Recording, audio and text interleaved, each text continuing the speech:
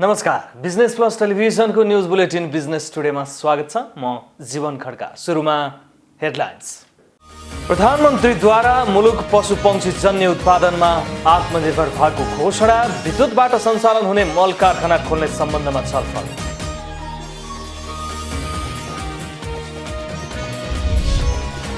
नेपाली कृषि परम्परागत कृषि प्रणालीहरू परिवर्तन हुँदै व्यावसायिकतातर्फ उन्मुख, निकट भविष्यमा दूध र माछामा पनि आत्मनिर्भर भएको घोषणा गरिने।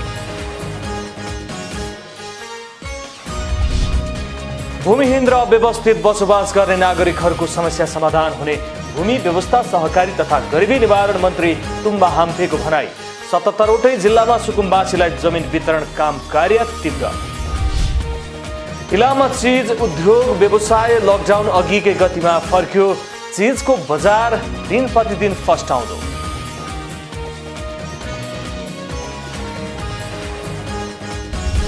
र कैलालीका 13वटा स्थानीय तहले यस वर्ष पर्याप्त बजेट खर्च गर्न सकेन। समग्रमा सबै स्थानीय तहको खर्च 36.6% मात्रै।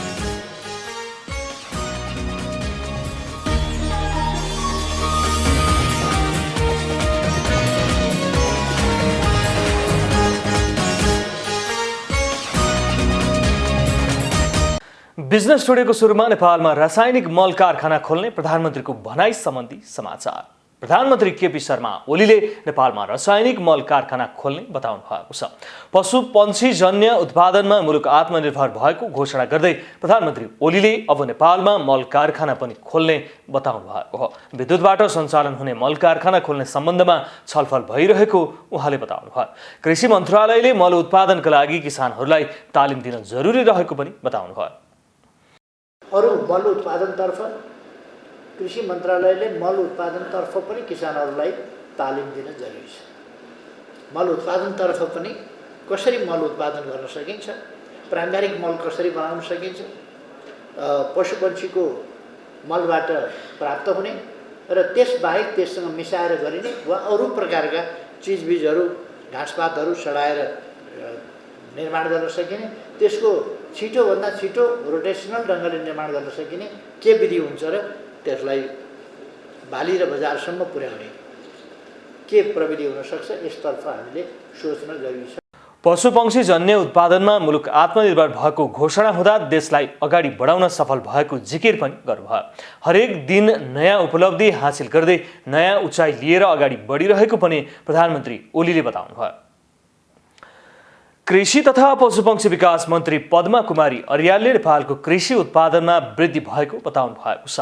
प्रधानमन्त्री केपी शर्मा ओलीबाट पशुपक्षी जन्य उत्पादनमा मुलुक आत्मनिर्भर भएको घोषणा गर्ने कार्यक्रममा बोल्दै कृषि मन्त्री अर्यालले कृषि उत्पादनमा वृद्धि भएको बताउनु भएको हो। परम्परागत कृषि प्रणालीहरू परिवर्तन हुँदै व्यावसायिकतातर्फ उन्मुख भएको बताउनु भयो। निकट भविष्यमा दूध र माछामा पनि आत्मनिर्भर भएको घोषणा गरिने पनि उहाँले बताउनु भयो।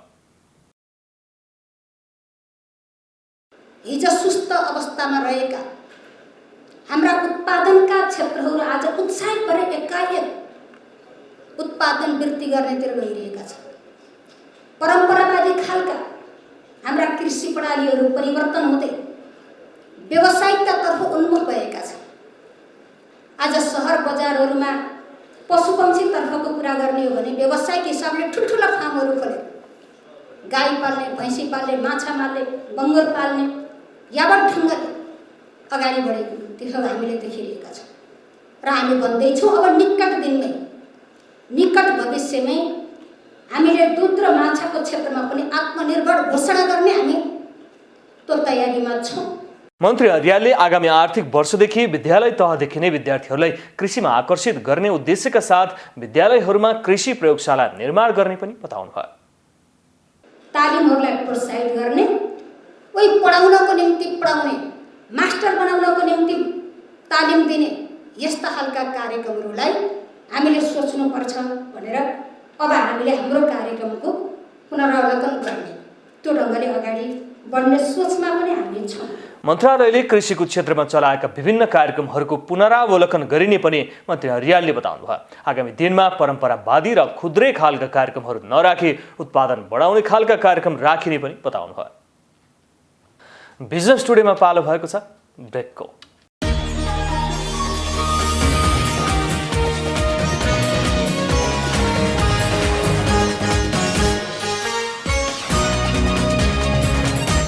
बिजनेस टुडेमा पुनः स्वागत छ। अब बाँकी समाचार। भूमि व्यवस्था सहकारी तथा गरिबी निवारण मन्त्री डाक्टर शिवमाया तुम्बा हाम्फेले भूमिहीन र अव्यवस्थित बसोबास गर्ने नागरिकहरूको समस्या समाधानमा सरकार गम्भीर रहेको बताउनु भएको छ।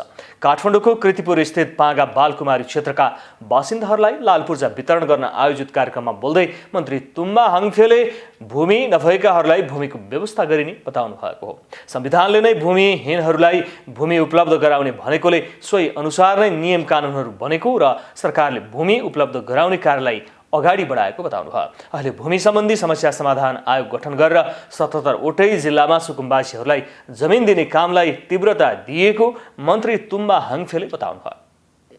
कीर्तिपुर पागा बालकुमारी गाउँ ब्लकमा जम्मा 567 किता संख्या मध्ये 56 किता सरकारी सार्वजनिक र 511 किता व्यक्तिको नाममा छुट्टिएको छ, जसमध्ये अहिले 308 किता व्यक्तिको र 56 किता नेपाल सरकारको नाममा दर्ता गरी 64% कार्य सम्पन्न भइसकेको छ। पागा बालकुमारी क्षेत्रमा 3.4 हेक्टर अर्थात् 66 रुपैयाँ 12 आना 1 पैसा 2 दाम जमिन रहेको छ।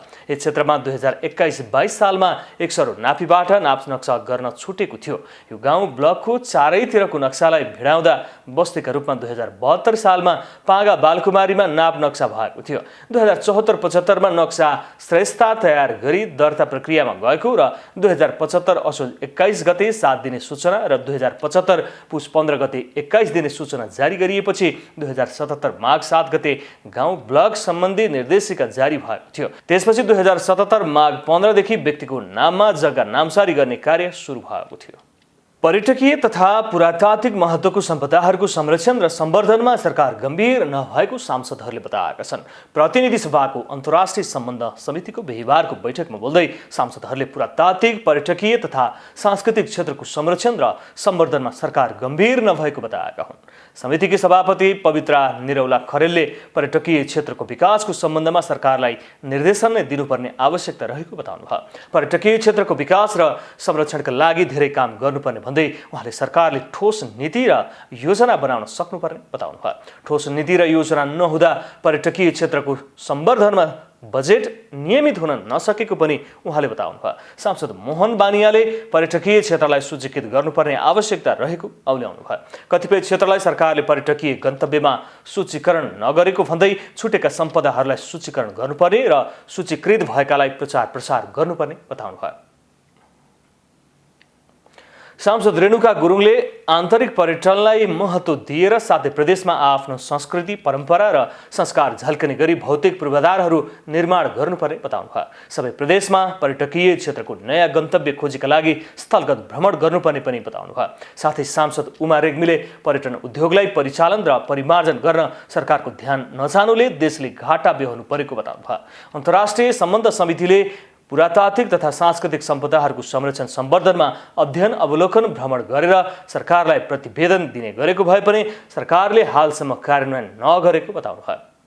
सांसद सुजिता साक्यले पशुपतिनाथ मन्दिर, स्वयम्भू र चाँगुनारायण मन्दिर परिसरमा भुछे तथा चोरी हुने गरेको भन्दै भुछे रोक्न तथा चोरी सिकारी रोक्न प्राथमिकता दिनुपर्ने बताउनु भएको छ। यस्तै सांसद दीपक प्रकाश भट्टले पर्यटकीय क्षेत्रको संरक्षणमा केन्द्र, प्रदेश र स्थानीय तहबीच समन्वय हुन नसकेको बताउनु भयो। पर्यटनको क्षेत्रमा केन्द्रीय नीति नै नरहेको पनि बताउनु भयो। सांसद पुष्पा भुसालले त्रिभुवन अन्तर्राष्ट्रिय विमानस्थलमा बस्ने ट्याक्सी चालकहरूको बेथिति रहेको भन्दै सरकारले नियमन गर्नुपर्ने बताउनु भयो। पर्यटकीय क्षेत्रमा सरकारले गरेको लगानीले मुलुकको अर्थतन्त्रमा कतिको टेवा पुर्याएको छ भन्नेमा ध्यान दिनुपर्ने बताउनु भयो। पर्यटन क्षेत्रमा गरिएको लगानीले रोजगारी कति बढाएको छ र पुँजीको परिचालन कति भएको छ भन्नेबारे खोज्नुपर्नेमा सांसदहरूले जोड दिएका छन्। इलाम भन्ने बित्तिकै सबैको मनमा सुन्दर चिया बगानको झल्को आउने गर्दछ। इलाममा दुग्धजन्य पदार्थको उत्पादनले पनि ख्याति कमाइरहेको छ। पछिल्लो समय इलाममा चीजको बजार दिन प्रतिदिन फस्टाउँदछ। एक रिपोर्ट। इलाम चिया बगानका साथै दुग्धजन्य पदार्थ उत्पादनमा पनि प्रसिद्ध छ। यहाँका डेरी उद्योगले उत्पादन गरेको दुग्धजन्य पदार्थ उपभोक्ताको रोजाइमा पर्ने गरेको छ। दुग्ध विकास संस्थाको जागिर छोडेरै पछिल्लो समय रिन्जी फुर्बा शेर्पा दुग्ध व्यवसायमा लागेका छन्। संस्थानको चीज मेकरको जागिर छोडेर शेर्पाले आफै उद्योग सञ्चालन गरी चीज उत्पादन सुरु गर्नुभएको हो। चीजको बजार पनि दिन प्रतिदिन फस्टाउँदो भएका कारण पनि उद्योगले चीज उत्पादनलाई जोड दिइरहेको छ। छ। लकडाउनको समयमा प्रभावित बनेको चीज व्यवसायले अहिले पुरानै लय समाइरहेको भए पनि कृषकबाट आउने दुधमा भने कमी भएको छ। धेरै जस्तो लकडाउनको बेलामा संस्थानमा गयो। अब 10वटा सहकारी मैले परिचालित गरेको थियो, दुग्ध सहकारीहरू। अनि तपाईँको लकडाउनको बेलामा उनीहरू जम्मै दुग्ध विकास संस्थान विराटनगर गए। उहाँ ओपन मिल्कमा चाहिँ सेट बनाएर बिक्री गर्ने, होइन, पाउडर बनाउने। अब यिनीहरू फेरि यो त रिजिप हुन सकेन। एउटा प्राइभेट सेक्टरले के भन्ने, फेरि बन्द गर्ने भन्ने पनि भयो नि त। फेरि प्रोडक्सन पनि कम छ। अब कि त डिडिसीमा कि त प्राइभेट सेक्टरमा, दुईवटा अप्सन छ उनीहरूलाई। अब प्राइभेटको बढी भाउ भएको, फेरि पनि अब कुनै पाउडर प्राइभेट सेक्टरले पैसा पनि दिन नसकेको अवस्था। तैपनि अहिले चाहिँ तपाईँको हामीले चाहिँ अब इफिसियन्टली चाहिँ दुध पाउने हो भने त 1400 लिटर दुध मैले पाउने हो भने 7 जनालाई त अहिले म रोजगार दिएँ। खाना खाएर 15,000 16,000 त पैसा दिएर। पहिले दैनिक 2000 देखि 2500 लिटर दुध सङ्कलन हुने गरेकोमा लामो समयको लकडाउन पश्चात भने 850 लिटर मात्र दुध सङ्कलन हुँदै आएको छ। लकडाउनको समयमा बिक्रीमा समस्या हुने भएपछि उद्योग सञ्चालन आउन नसक्दा उत्पादनमा समस्या देखा परेको हो। उद्योगले 12वटा सहकारीले सङ्कलन गरेको दुध लिने गरेको छ। कृषकलाई दुध उत्पादन वृद्धिको लागि प्रोत्साहन गर्नुको साथै गुणस्तरीय चीज उत्पादन, बजार विस्तार, रोजगारी सृजना गर्ने कार्य उद्योगले गरिरहेको छ। त्यस्तै कति हो, त्यस्तै 35-33 डिग्रीमा अहिले हामी दबाई लगाइँदैछ। त्यसपछि चाहिँ आधी घन्टामा जम्छ। खापत जमेपछि अब हामीले त्यो हार्दा भन्छ, त्यसले चौक काट्यो, मसिनो चक्की बनायो। यो प्लन्जर भन्नेले चौक चलायो, आधी घन्टा 45 मिनट चलाएपछि छोक्रा नुनी पानी माथि बस्छ, त्यसलाई चाहिँ छेना पानी भन्छ।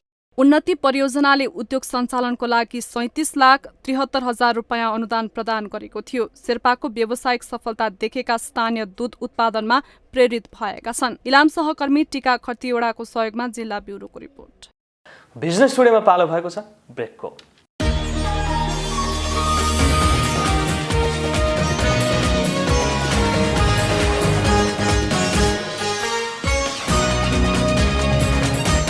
बिजनेस टुडेमा पुनः स्वागत छ। अब बाँकी समाचार। पाल्पाको बगनासकाली गाउँपालिकामा स्थानीयको घर घरमा खानेपानीको सुविधा पुगेको छ। खानेपानीको समस्या भोगेको बस्तीमा खानेपानीको योजना सम्पन्न भएपछि वातावरणीय व्यक्तिगत सरसफाई तथा खेर गएको पानीलाई उपयोग गरी करेसाबारीको व्यवस्थापनमा समेत सहज भएको छ। साथै एक गाग्री पानीका लागि घण्टौं धाउनुपर्ने बाध्यताको समेत अन्त्य भएको छ। एक रिपोर्ट। पाल्पाको बगनासकाली गाउँपालिका वडा नम्बर 5 र 6 का स्थानीय वर्षौंदेखि खानेपानीको अभाव झेल्दै आएका थिए। तर खानेपानीको समस्या भोगेको बस्तीमा खानेपानीको योजना सम्पन्न भएपछि वातावरणीय तथा व्यक्तिगत सरसफाईको क्षेत्रमा समेत सकारात्मक परिवर्तन भएको छ। खानेपानीको सुविधा भएपछि स्थानीयहरूले धाराबाट खेर गएको पानीलाई उपयोग गरी करेसाबारीको व्यवस्थापन गरेका छन्।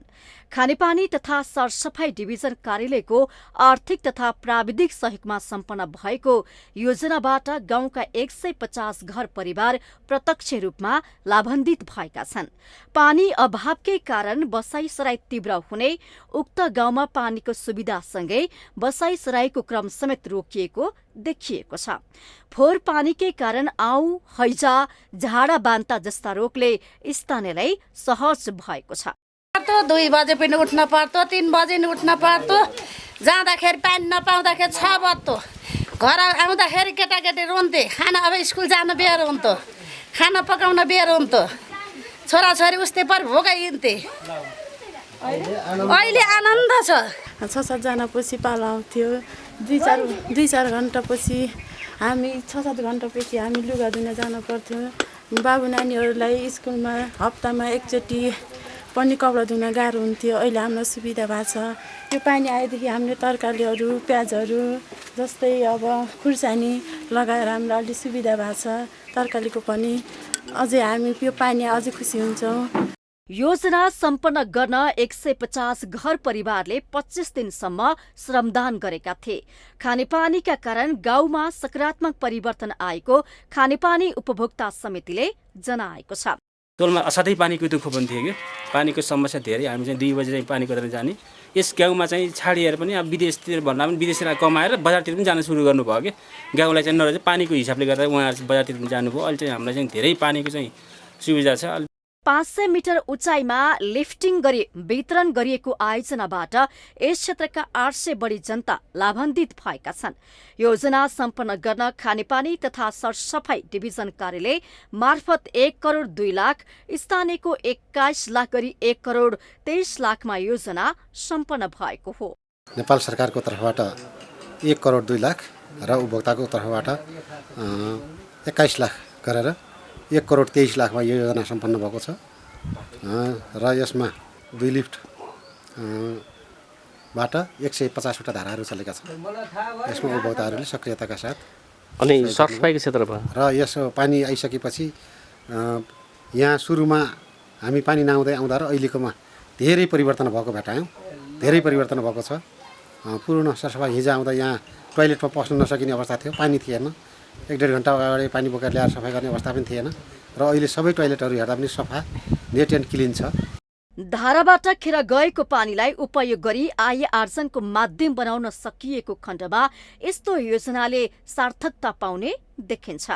पाल्पा सहकर्मी प्रकाश नेपालको सहयोगमा जिल्ला ब्युरोको रिपोर्ट। कैलालीका स्थानीय तहहरूले पर्याप्त बजेट खर्च गर्न सकेका छैनन्। जिल्लाका सबैजसो स्थानीय तहमा दोस्रो चौमासिक बजेट निकै न्यून खर्च भएको छ।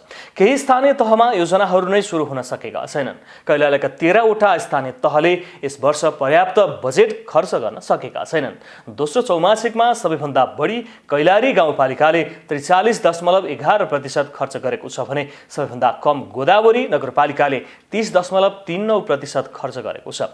यस्तै धनगढी उपमहानगरपालिकाले 36.15%, गौरीगङ्गाले 39.61%, घोडाघोडीले 34.58%, टिकापुरले 35.7%, भजनीले 38.54%, लम्कीचुहा नगरपालिकाले 39.46% खर्च गरेका छन्। यस्तै गाउँपालिकाहरूमा चुरेले 34.60%, जानकीले 31.42%, जोशीपुरले 39.67%, बर्दगोरियाले 31.23% र मोहनयालले 37.66% खर्च गरेका छन्। समग्रमा सबै स्थानीय तहको खर्च 36.6% भएको कोष तथा लेखा नियन्त्रण कार्यालय कैलालीका प्रमुख कोष नियन्त्रक जगत प्रकाश भट्टले बताउनुभयो।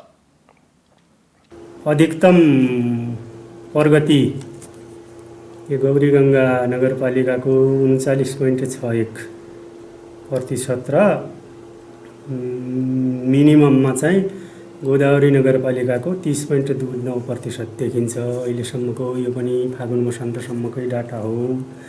यो आधारमा यसको समग्र 36% प्रगति देखिएको अवस्था छ।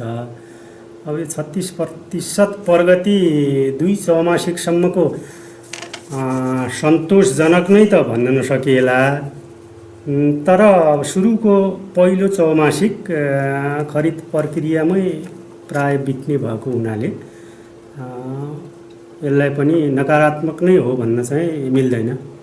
विगतमा पनि स्थानीय तहले पर्याप्त बजेट खर्च गर्न सकेका थिएनन्। प्रत्येक वर्ष दोहोरिरहेको असारी विकासका कारणले पनि समयमै बजेट खर्च हुन नसकेको कोष तथा लेखा नियन्त्रक कार्यालयले बताएको छ। यही गतिमा पालिकाहरूले बजेट खर्च गरेमा लक्ष्य पूरा गर्न समेत कठिनाई हुने भट्टले बताउनुभयो। तनहुको आबु खैरेनी गाउँपालिका वडा नम्बर 5 मा अवस्थित आँधीमूल मन्दिर पर्यटकीय गन्तव्य बन्दै गएको छ। गाउँपालिकाले मन्दिर आसपासमा विकास निर्माणको कार्य थालेपछि यस क्षेत्र अहिले पर्यटन आकर्षणको केन्द्र बनेको छ। आँधीमूल मन्दिरको दर्शन गरे मनोकांक्षा पूरा हुने जनविश्वास रहेको पाइन्छ। आँधीमूल स्थल रमणीय भएकोले पूजा अर्चनाका साथै वनभोजका लागि मानिसहरू टाढा टाढादेखि आउने गर्छन्। यो मन्दिरमा साउन महिना र औँसी बाहेकका सबै दिनमा पूजा लाग्ने गर्छ। आँधीमूल देवीको मन्दिरमा परेवा उडाउने, बोका र कुखुरालाई बलि दिने प्रचलन पनि रहेको छ। यसैले पनि मनोकांक्षा पूरा हुने अपेक्षा सहित मानिसहरू टाढा टाढाबाट आउने गरेको स्थानीयहरू बताउँछन्। अझ अलि चाहिँ व्यवस्थित भएको छ यो चाहिँ, हैन? त्यही कारणले गर्दाखेरि अब यो सबै कुराहरूलाई देख्दाखेरि यो एउटा चाहिँ आउने पर्यटकको लागि चाहिँ एउटा उदाहरणीय बनाउने, एउटा उदाहरण बनाऊँ भन्ने चाहिँ यो चाहिँ एउटा आँधीमूल मन्दिरलाई हामीले चाहिँ आबु खैरेनीको प्रमुख चाहिँ एउटा चाहिँ पर्यटन प्रवर्धनको लागि र हाम्रो जुन आदिमूल बराइले टाढाबाट एउटा मागेको इच्छा पुरा गर्छन् भन्ने चाहिँ एउटा चाहिँ हाम्रो चाहिँ बुढापाकाले जुन भन्नुभएको छ वास्तवमा यसको विशेषता भनेको यही नै।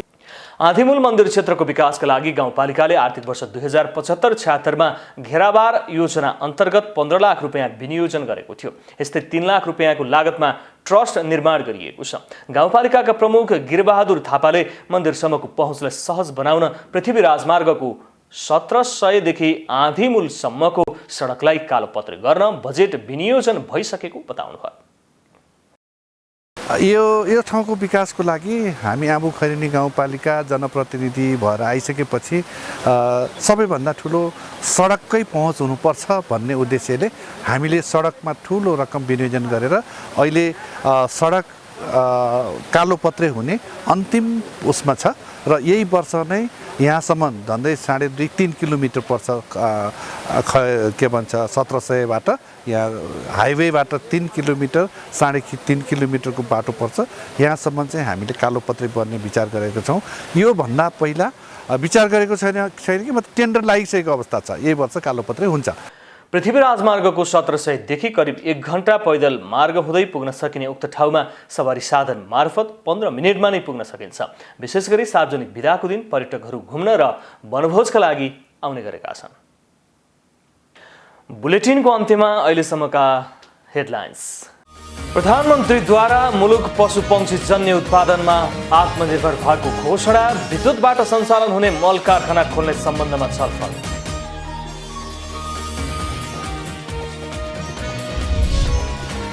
नेपाली कृषि परम्परागत कृषि प्रणालीहरू परिवर्तन हुँदै व्यावसायिकतातर्फ उन्मुख। निकट भविष्यमा दूध र माछामा पनि आत्मनिर्भर भएको घोषणा गरिने। भूमिहीन र अव्यवस्थित बसोबास गर्ने नागरिकहरूको समस्या समाधान हुने भूमि व्यवस्था सहकारी तथा गरिबी निवारण मन्त्री तुम्बा हाम्फेको भनाई। 77वटै जिल्लामा सुकुम्बासीलाई जमिन वितरण काम कार्य तीव्र। इलाममा चीज उद्योग व्यवसाय लकडाउन अघिकै गतिमा फर्क्यो। चीजको बजार दिन प्रतिदिन फस्टाउँदो।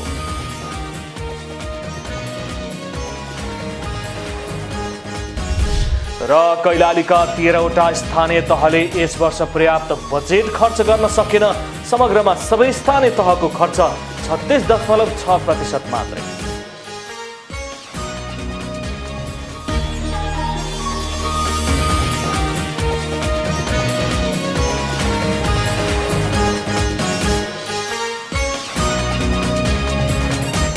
बिजनेस टुडे अहिलेलाई यति नै।